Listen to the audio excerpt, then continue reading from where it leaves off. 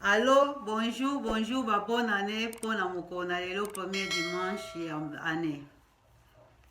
Hallo, und frohes neues Jahr für das erste Sonntag im neuen Jahr. Lelo na Yesusu liboso na bino. Heute komme ich nochmal vor euch.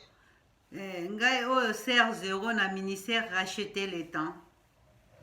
Ich, die Schwester Null mit dem Ministry Ergreift die Zeit. Zéro à côté de numéro 1 Jésus-Christ. Eine Null neben der Nummer 1, nämlich Jesus Christus. To former 10. Ergeben 10. Yango tozobenga ba zéro neti biso baya so na nsima na biso po tokoma ebele. Darum rufen wir noch weitere Nullen, damit wir zusammen eine größere Summe ausmachen.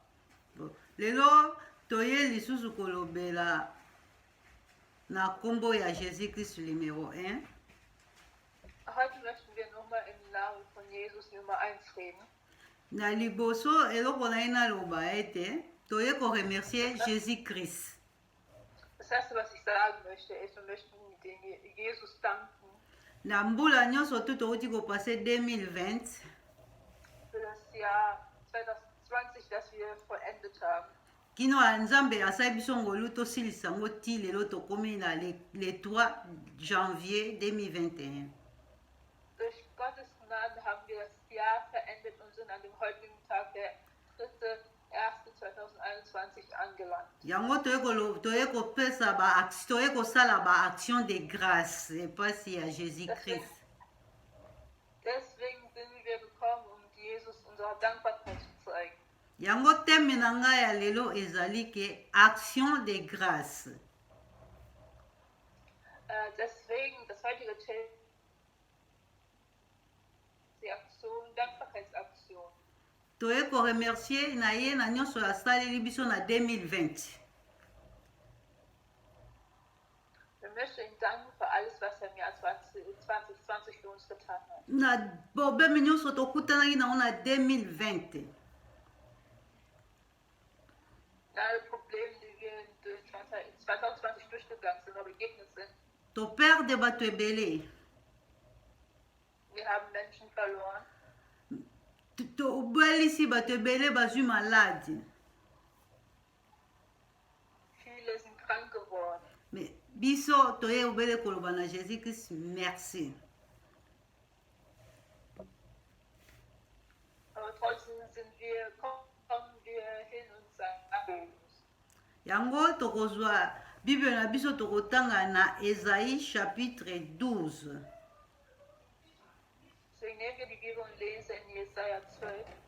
Nakozwa lineti na ngai vraiment mpona tanga yango na français. Nsima moto allemand akotanga yango na kiallemand. Es wird zuerst auf Französisch gelesen, dann auf Deutsch. Natangi na kombo na Yesu Christ. Tu diras à ces jours, je te loue, ô Éternel, car tu as été irrité contre moi. Ta colère s'est détournée et tu m'as consolé. Voici, Dieu est ma délivrance. Je serai plein de confiance et je ne crains rien. Car l'Éternel, ma force et le sujet de mes louanges. C'est lui qui m'a sauvé. Vous pousserez de l'eau avec joie aux sources de salut. Et vous direz en ces jours, louez l'Éternel, évoquez son nom, publiez ses œuvres parmi les peuples. Rappelez la grandeur de son nom, célébrez l'Éternel car il a fait des choses magnifiques. Qu'il soit connu par toute la terre. Poussez des cris de joie et d'allégrance, habitants de Sion, car il est grand au milieu de toi, les saints d'Israël. Jetzt auf Deutsch, Jesaja 12, 1 bis 6. Am Tag deiner Errettung wirst du Israel singen. Dich will ich loben, o Herr. Du warst zornig auf mich, doch dein Zorn hat sich gelegt. Du hast mich wieder getröstet. Ja, so ist mein Gott. Er ist meine Rettung. vertraue ihm und habe keine Angst. Der Herr allein gibt mir Kraft. Denke ich an ihn, dann beginne ich zu singen, denn er hat mich gerettet. Seine Hilfe gleicht einer sprudelnden Quelle. Voller Freude werdet ihr Wasser daraus schöpfen. An jener Tag werdet ihr sagen, lobt den Herrn und preist seinen herrlichen Namen. Erzählt den Völkern, was er getan hat. Ruft in die Welt hinaus, wie groß und erhaben er ist. Singt zur Ehre des Herrn, denn er hat wunderbare Taten vollbracht. Auf der ganzen Erde soll man es hören. Ihr Einwohner von Zion, jubelt und singt, denn groß ist der heilige Gott Israel, der mitten unter euch wohnt. Amen. Awa eloko ni tongi toloba. Was wollen wir mit diesem Vers sagen? Tongi toye kaka koloba na Jésus Christ merci na nyonso oyo asali kati na biso.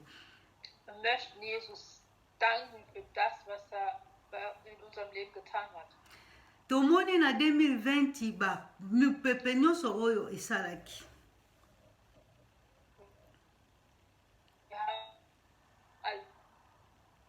Wir haben gesehen, dass etwas verletzt war. Tomoni bato bazwi corona. Wir haben Menschen gesehen, die sich mit Corona infiziert haben. Me nzambe biso asali biso grâce tozwi yango te. Aber durch Gottes Gnaden haben manche von uns sich nicht infiziert. Tomoni bato bakufi. Wir haben Menschen sterben sehen. Toperde ba parents. Wir haben Eltern verloren. Toperde ba jeune. Wir haben junge Menschen verloren. toperde bato nyonso biso toperde me toza kaka na reconnaissance ya nzambe kati na biso. Wir haben wichtige Menschen in unser Leben verloren, aber trotzdem sind wir dankbar und haben Dankbarkeit in unserem Herzen. Parce que bato bakufi bazalaki peut-être bien koleka biso. Die verstorben sind, waren vielleicht bessere Menschen als wir. Bazalaki kobanga nzambe koleka biso. Sie fürchteten den Herrn mehr als wir vielleicht. Bato bazwi corona. Leute, die sich infiziert haben. Bazalaki peut-être juste koleka biso. Vielleicht waren sie gerechter als wir. Me nzambe apermete bazwa corona bakufa. Aber Gott hat es zugelassen, dass sie mit Corona infiziert werden, vielleicht sogar gestorben sind. Toloba nini epai na nzambe oyo? Was wird man da zu Gott sagen? Aza injuste? Ist er ungerecht? Non. Nein. Aza juste. Asalaka likambo seno ye ndenge alingi.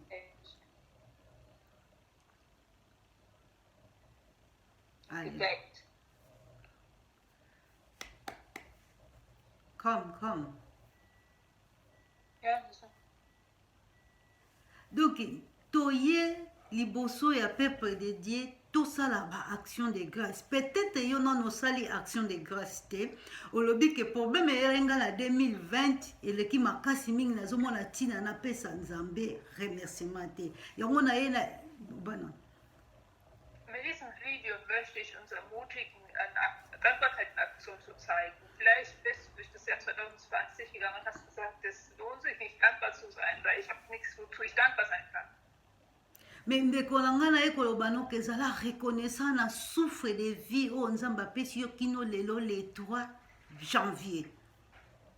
Aber lass mich dir sagen, dass du dankbar, wenn du nichts hast, um dankbar zu sein, aber lass mir dir sagen, dass du dankbar sein kannst, dass du bis heute noch am Leben bist. Nzambe ayebi mpola nini atiki yo vivant kino lelo okoma na le 3 janvier. Gott weiß, warum er dich am Leben gelassen hat, dass du heute, den heutigen Tag, den 3.1.2021 siehst. Sala ba action de grâce epai na nzambe. Mache Dankbarkeitsaktion für Gott. Action de grâce onga nazoloba eza ya liboso ya ba fruit de lèvres na yo eza e remercier nzambe na ba louange ba adoration. Nicht Dankbarkeit ausdrücken, das ist die erste Sinnheit, deine eigene Frucht, die du erbracht hast, dass die den Herrn preisen. Parce que tomoi na Bible louange ezali kobrise bachaîne. Weil wir sehen in der Bibel, dass Lobpreis die Ketten zerspringt. Donc tokozwa exemple ya mire ya Jericho oyo ekweyaki na kati ya louange.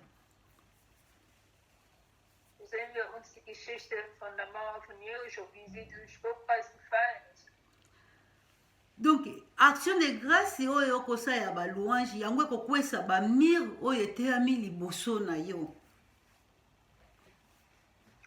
Diese als Dankbarkeitsaktion, diesen Lobpreis, den du bringen wirst, das wird dazu führen, dass die Mauern, die in deinem Leben stehen, zum Stürzen einstürzen. Après baaction balouange okosala baadoration, adoration oyo ezali kosala epusanisa biso pembeni na trône ya Nzambe. Nach dem Lobpreis wirst du Anbetungen machen, die uns dazu führen, dass wir näher zum Thron Gottes kommen. Yango naza kobenga yo mon frère ma sœur oyo kolanda video oyo kotala circonstance ovivaki te mais luka osala action de grâce epai na Nzambe. Deswegen möchte ich dich, mein Bruder und Schwester, zu ermutigen, dass du nicht auf die Situation guckst, wo du durchgegangen bist im Jahr 2020, sondern dass du einfach dir Gott gegenüber dankbar zeigst. Na kosala ba action de grâce wana okomona Nzambe akosala osu makambo mosusu ya minene koleka. Durch die Dankbarkeitsaktion wirst du sehen, dass Gott dir noch viel größere Sachen offenbaren wird und machen wird in deinem Leben. Parce que peut-être na 2020 opasaki na circonstance moko lelo mbele oza kovivre te. Vielleicht bist du im Jahr 2020 durch eine Situation gegangen, dass dich vielleicht dein Leben gekostet hätte. Tomoni na 2020 basi mingi bakenda kobota bakufaki na bana. Wir haben zum Beispiel erlebt, wie viele Frauen, die schwanger waren, verstorben sind. Mais yo Nzambe abikisi yo. Weil Gott hat dich geheilt. Eloko nazosenga yo action de grâce. Deswegen möchte ich dich ermutigen, eine Dankbarkeitsaktion zu starten. Okosala yango na monoko na yo soki mpe oza na reconnaissance ya quelque chose ya kopesa epai na Nzambe. Du kannst es durch deine Worte tun, aber wenn du auch irgendwas hast, um deine Dankbarkeit auszudrücken vor Gott. Nzambe azalaka na posa ya bambongo na biso te. Gott braucht nicht unser Geld. Me mbongo na biso topesaka yango na sini ya reconnaissance eplasi ya Nzambe. Aber wenn wir Gott unser Geld geben, ist es als Zeichen der Dankbarkeit. Yango mpona kosala action de grâce memo ya mbongo eza na posa te ozala na somme kaka oyo omoni ya monene.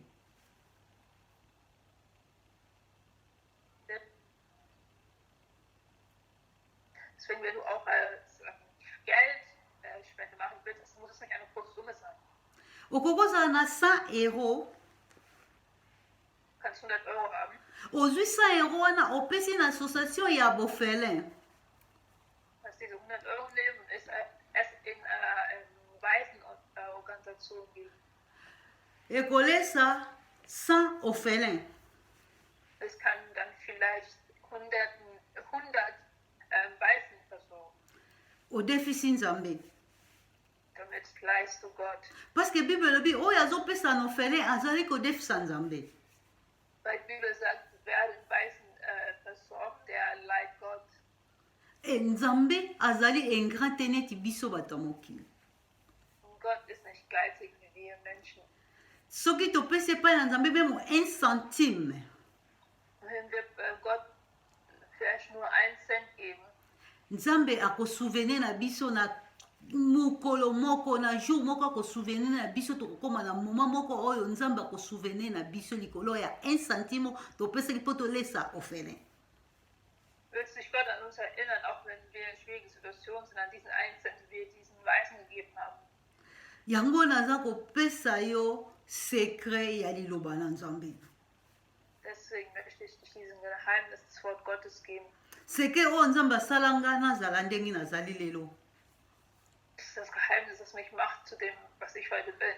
Nazali kokosa yo te nazoloba oyo ezali vrai. Ich lüge nicht, ich sage das, was wahr ist.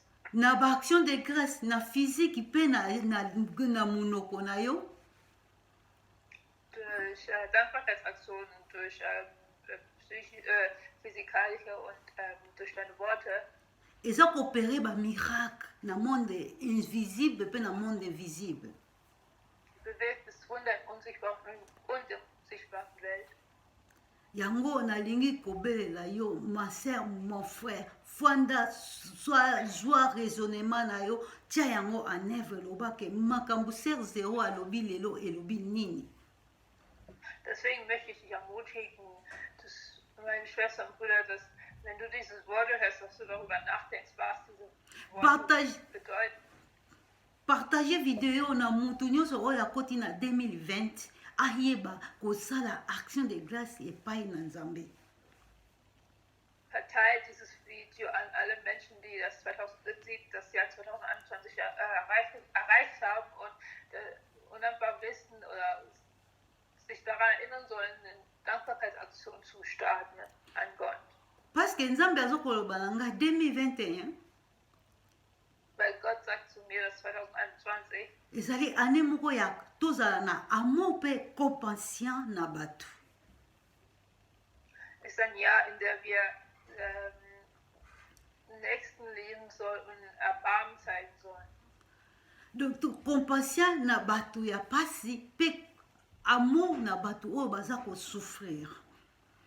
Kosala yango Erbarmen gegenüber Menschen, die durch schwere Situationen gehen und Liebe gegenüber die Bedürftigen. Kosala yango Nzambe akopargne biso na bamopepe oyo ekoya na 2021 oyo. Durch diese Taten wird Gott uns davor bewahren, vor den Stürmen, die in diesem Jahr kommen werden, bewahren. Tolobi toleki 2020 na baproblème ebele. Wir haben gesagt, wir haben 2020 mit vielen Problemen verlassen. Mais baproblème yango na 2021 ekosila te. Seigneur nous révèle que ça venir ekoya lisusu makambo ya koleka. Aber die Probleme werden nicht weggehen in 2021, sondern die werden vielleicht noch schlimmer werden. Biso moko toza komona ngo na media baprogramme nyonso oyo eza koya mpona biso bata mokili. Wir alle sehen, was in den Medien gerade passiert, was sie sagen, wie die Zukunft aussehen wird. Mais Aber louange ekobrise bamire ya Jéricho. Lobpreis wird die Mauer von Jericho zum Einstürzen bringen. Mire ya Jéricho ezali nini? Was ist die Mauer von Jericho? Biloko oyo ezikoya na badifficulté oyo ekoya Nzambe Schwierigkeiten, die kommen werden. Nzambe asala yo grâce au vaincre yango ou bien ozala épargné na yango. Damit Gott dich davor bewahrt oder dich davor beschützt. Na louange tozomona ndenge nini roi David il louait Dieu. Wir sehen den König David, wie den Herrn preiste. Roi David azali oyo azalaki aimé neti biso, azalaki muta masumu neti biso. König David war ein sündiger Mensch wie wir. Mais tomoni ke Nzambe abengi ye homme selon mon cœur. Aber Gott nannte ihn ein Mann nach meinem Herzen. Parce que asimbaki motema na Nzambe. Er hat das Herz des Herrn berührt. Na bosana koloba biloko misato Seigneur alobi na nga la compassion, l'amour pe le pardon. Die 3 Sachen, die Gott zu mir gesagt hat, die wir dieses Jahr anwenden sollen, ist Erbarmen, Leben und Vergebung. David azalaki oyo azalaki kosala mabe, azalaki koya toujours komikita epai na Nzambe. David war ein Mensch, der viele böse Taten getan hat, aber er ist immer wieder zu Gott gekommen und hat um Erbarmen gebeten. Alors tomonaki meme ekomaki moma roi David alingaka batie Nzambe ndako ya Nzambe. Und wir sehen, dass es zu einem Zeitpunkt kam, wo David das Haus Gottes aufbauen wollte. Nzambe alobaki na ye yo okoki te po te maboko na yo etondisami kati na makila. Und Gott sagte zu ihm, du kannst das nicht aufbauen, weil deine Hände voller Blut sind. Nzambe oyo amonaki makila na roi David. Gott, der das Blut an den Händen von David gesehen hat. Même Nzambe oyo abengi David l'homme selon mon cœur. Der Gott, der David als Mann nach meinem Herzen genannt hat. mpona komona ke david asimba ayebaki point nini oyo azwaki na motema na nzambe mpo te nzambe alinga ye. Dann sehen wir, dass was David getan hat, damit Gott trotz seines Versagens trotzdem lebt. soki natangi bible namonaka biloko mibale oyo davidi azwaki motema na nzambe. Wenn ich die Bibel lese, sehe ich zwei Dinge, woran Gott Wohlgefallen an David hatte. Louange na pardon ezalaki kamwa biloko Lobpreis und Vergebung. ezali biloko oyo ezwaki motema na nzambe eplasi ya david. Das waren die Dinge, die Gott an David gefielen. David azalaki tout le temps na lindanda louer l'éternel, adorer l'éternel. So totai na biso mokomona David asalaki banzembu ebele ebele mpo na nzambe. David war immer mit seiner Harfe, wenn wir die Psalmen sehen, sehen wir, wie viel Loblieder er für Gott gesungen hat. Yango nabeleli yo soki banda okotaki na 2021 nano osali ba action de grâce te banda yango na ba louange ba adoration emema yo na pembeni ya trône ya nzambe. Deswegen möchte ich dich dazu ermutigen, weil du das Jahr 2021 erreicht hast und noch kein Dankaktion gestartet hast, dass du es jetzt startest, indem du dich einfach in Gegenwart Gottes begibst mit Lobpreis und Anbetung. Na Esaïe 12 oyo nazwi na verset 4. Jesaja 12, wir eben gelesen haben, Vers 4. Dans verset 4, et vous direz à ces jours-là, louez l'Éternel, évoquez son nom, publiez ses œuvres parmi les peuples, rappelez la grandeur de ce nom. Donc, awa, Seigneur, azolinga to publier ba oyo ye asali kati na biso. Même na 2020, oh nyoso tu ye asala ki kati na biso. O perdaki mwana, o lobi na per na ke musika mengoba.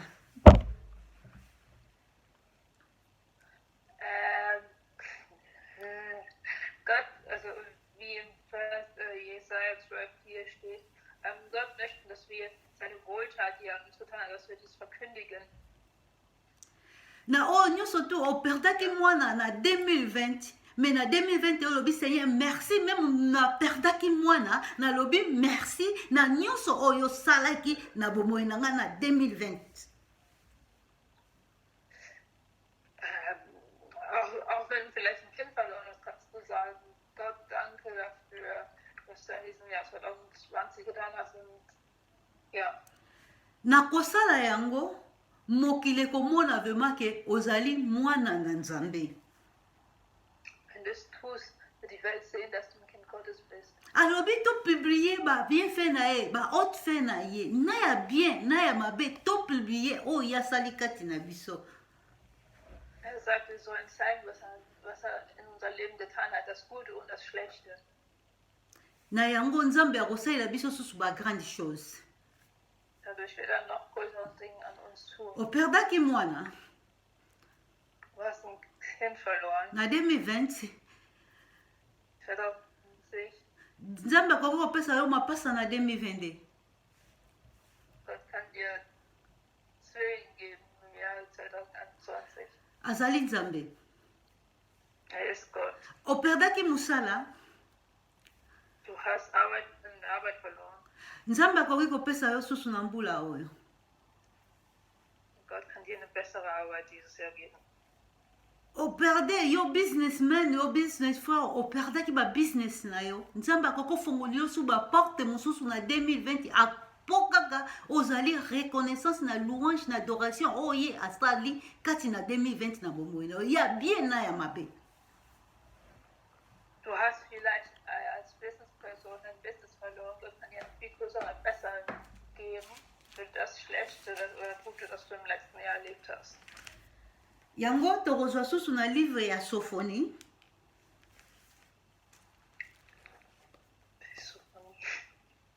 Sophonie. Sophonie est après la Sophonie. Et après Daniel, Michel, tout ça, après Michel. Bon, je vais na olobango kaka en bref. Ah, ja, ich hab's. Ozwi yango. Ja. Na livre ya Sophonie 3.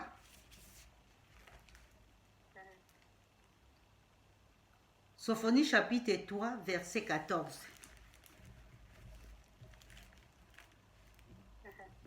Poussez des cris de joie, filles de Sion. Poussez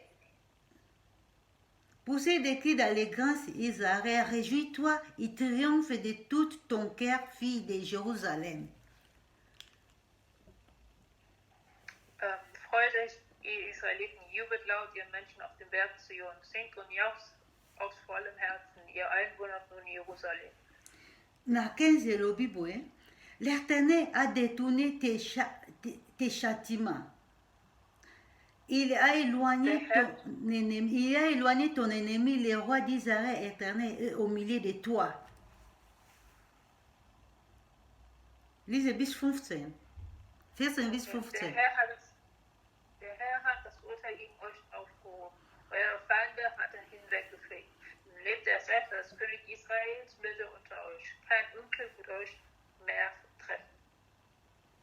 Bible lobi na 15 que l'Éternel a détourné ton châtiment et a éloigné ton ennemi. Ton ennemi est un nini. Die Bibel sagt, Gott hat dein Urteil aufgehoben und hat deinen Feind verjagt. Wer sind deine Feinde? Ennemi no ya liboso ezali kufa. Der erste Feind kann der Tod sein. Châtiment na yo ezali malade, ba problème ba biloko nyonso toza kovivre na se ya mabele oyo. Urteil könnte vielleicht eine Krankheit oder alles, was sie hier auf der Welt erleben. Mais Nzambe alobi, louez l'Éternel, fille de Jérusalem, fille de Sion.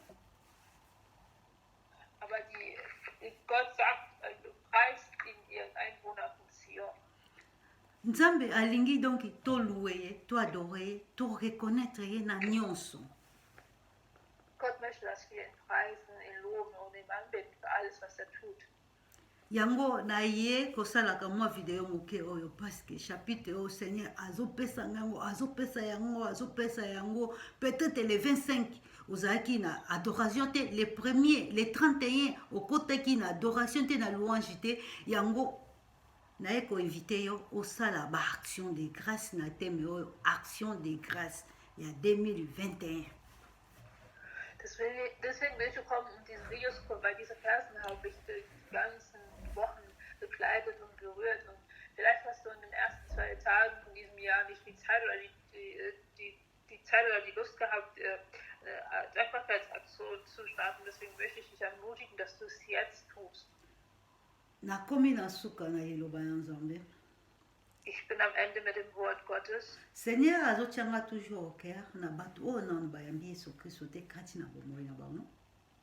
Gott hat mir auf dem Herzen gelegt, vor allem für die Menschen, die Jesus nicht als ihren Retter aufgenommen haben in ihr Leben. Prends conscience ya bomoi na yo. Nimm ein Bewusstsein für dein Leben. Tozo kovivre na temps de la fin.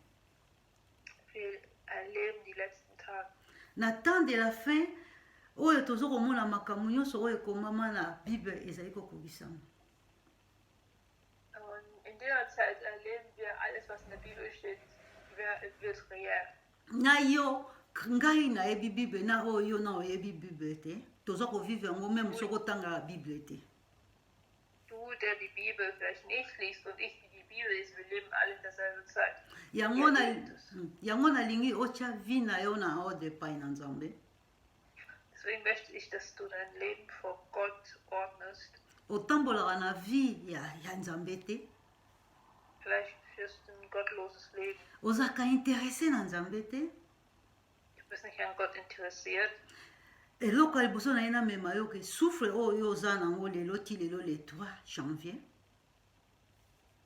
Das Erste, was ich dir sagen will, ist, die Luftung ab, die du bis heute hast, ezokouta epai na Nzambe. kommen von Gott. Poso totai lelo toke na bopitel okomona na morgue mingi balali baza kopema lisusu te.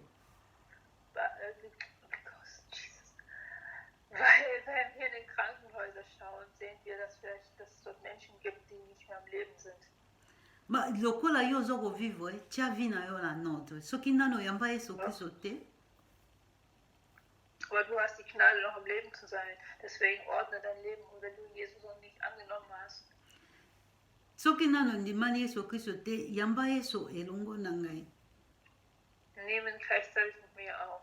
mpo te okóma mwana na nzambe Damit du ein Kind Gottes wirst. peut-être okanisaka kozalaka mwana na nzambe Vielleicht denkst du, dass du ein Kind Gottes bist. oza na mwana na nzambe te soki oyambi jésus kristo te na bomoi na yo Du bist noch nicht ein Kind Gottes, wenn du nicht Jesus Christus in dein Leben aufgenommen hast. tozali na grâce oyo tozali na yango na ntango oyo tozali kovivre jésus christ Wir leben durch eine Gnadezeit, durch Jesus Christus. soki totali na livre ya Jean 3:16 Wenn wir in Johannes 13, 16 lesen. bible elobi 16 lesen. bible elobi dieu a tant aimé le monde Die Bibel sagt, Gott hat so sehr die Welt belebt, il a envoyé son fils unique dass sein einziges Sohn, afin que quiconque croise à lui ne périsse pas, qui a la vie éternelle. damit derjenige, der an ihn glaubt, sein Leben nicht verloren geht, sondern ein ewiges Leben bekommt. Parce que ceux qui n'ont pas joué Jésus-Christ n'a pas monté les lots koufi, vous avez un enfant perdu. Weil wenn du Jesus noch nicht aufgenommen hast, heute bist du ein verlorenes Kind. Yango Jésus le dit que tous voyez, tout comme enfant de Dieu. Deswegen sagt Jesus, dass wir ihn aufnehmen sollen und damit wir ein Kind Gottes werden. Tozali biso nyonso bekelamu ya Nzambe. Wir sind alle Geschöpfe Gottes. Mais mwana na Nzambe toza biso nyonso tuti. Aber wir sind nicht alle Kinder Gottes. Pona kozwa kinda, pona kokoma mwana na Nzambe, il faut ozwa Jésus Christ oyamba ye na bomoi na yo, akoma elongo na yo, atambusa yo. Um ein Kind Gottes zu werden, musst du Jesus annehmen, damit er ein Teil von deinem Leben wird und dein Leben lenkt. Yango nalingi na yo olandanga seno maloba oyo. Deswegen möchte ich, dass du folgende Worte für uns. Zwa position nyonso oyo omoni okoki kozwa soki esengi ofukama soki esengi ovanda fanda. Problème ezali ke dispose motema na yo mpo Jésus avandaka na motema. Nimm die beste Position, die für dich ist, aber mach dein Herz bereit, um Jesus zu empfangen, weil Jesus lebt im Herzen. Loba ke Jésus Christ Sagt Jesus Christus, nayoki liloba na yo ich habe deine Worte gehört, à travers Serre Zéro durch die Schwester Null. na ndimi lelo Ich glaube heute, oya na bomoi na ngai dass du in mein Leben kommst, okoma mokonzi na ngai dass du mein König bist, natambusama elongo na yo dass ich ein Leben mit dir führen kann. yo na ngai Du und ich, afin ke tozala na yo na bokonzi na lola damit wir eines Tages zusammen im Königreich des Himmels sein werden. kaka na simple parole oyo Jésus akoya kohabite na yo soki ondimi yango oti Nur durch diese simple Worte, wenn du die annimmst, wird Jesus in dein Leben kommen. amen. Amen. Po te Bible elobi ke le seul chemin ezokomema biso epasi ya Nzambe Jésus Christ, le chemin qui amène vers le Père. Weil die Bibel sagt, dass Jesus der einzige Weg ist, um zum Vater zu kommen. Ba chemin ezali ebele na mokili oyo. Es gibt sehr viele Wege hier in der Welt.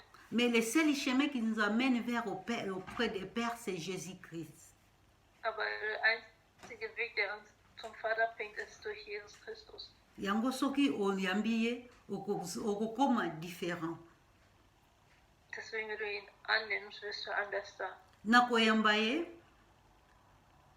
Wenn du ihn angenommen hast, okomona makambo okoma koreconnaitre makambo okoma kosala oyo eza mabe oyo eza malamu. wirst du das Gute vom Bösen unterscheiden können. Parce que molimo na ye ekovanda kati na yo ekomi kolakisa yo mabe na malamu. weil sein Geist wird über dich kommen, wird dir zeigen, was gut und schlecht für dich ist. yango na mokuse na suki awa. Deswegen, in Kürze möchte ich hier an diesem Punkt aufhören. Nzambe apambola bino. Gott segne euch. Partagez video oyo na proche na yo nyonso ezala message ya début année oyo otambola na yango. Teilt das Video mit euren Bekannten und es soll eine Botschaft sein, dass es zu Beginn des Jahres mit euch geht. Na kombo na Yesu Kristo. Im Namen Jesu Christi. Toza na ministère oyo racheter les temps car les jours sont mauvais. Wir haben diese Ministère pfeift die Zeit ist schlecht. Pote Jésus atindi nga na ya koloba na bato oyo ke tokomi na temps de la fin tobongisa nzela na biso. Weil Jesus hat mich dazu berufen, zu zeigen, dass wir in einer schlechten Zeit leben und dass wir uns bereit machen sollen für seine Wiederkunft. Amen. Amen.